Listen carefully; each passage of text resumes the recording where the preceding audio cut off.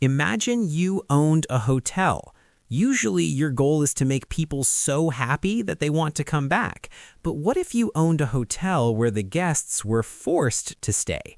The government paid their bill, and your goal was actually to spend as little as possible on them. Welcome to the world of the private prison industry.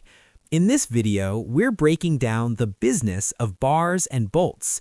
We're looking at the prison industrial complex and answering the big question, how do private prisons make money?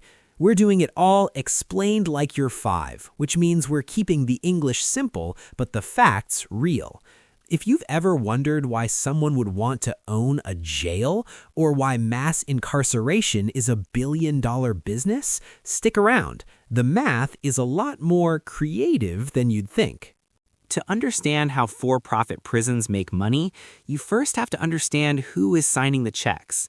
Private prisons are owned by big companies like CoreCivic or the GEO Group. They aren't funded by the guests, they're funded by your tax dollars. The government, federal or state, signs a contract with these companies to house people. The most common way they get paid is through a per diem rate. That's just a fancy way of saying per day.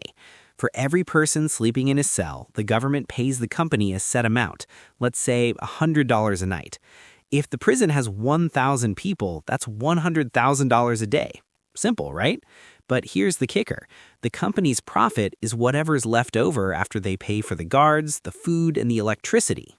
Now, in a normal business, if no one shows up, you don't get paid. But the private prison business model has a secret weapon: guaranteed occupancy clauses.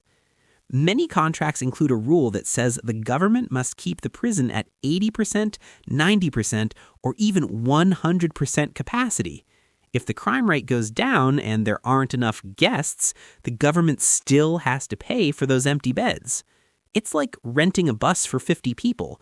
Even if only 10 show up, you're still paying for all 50 seats. This ensures that the incarceration rates stay high enough to keep the profit margins steady, regardless of whether the streets are getting safer.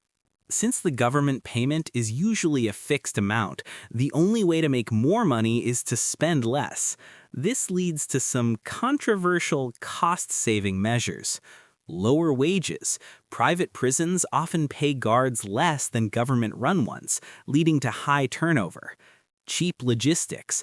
Saving pennies on food, healthcare, and repair services adds up to millions in profit. But wait, there's more.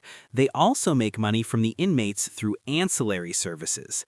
This includes commissary, charging high prices for basic snacks or soap, phone calls, charging $15 for a 10-minute call to family, and digital messaging, making families pay for every email or photo sent to a tablet. If your profit depends on people being in jail, you probably don't want fewer people in jail, right? This is the core of the lobbying issue.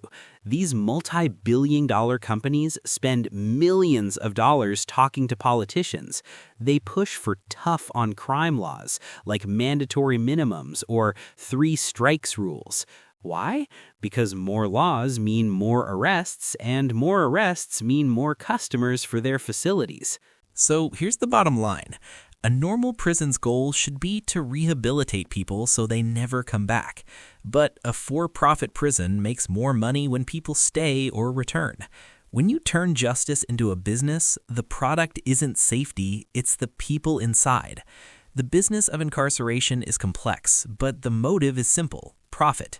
So, do you think prisons should ever be run for profit? Let me know your thoughts in the comments.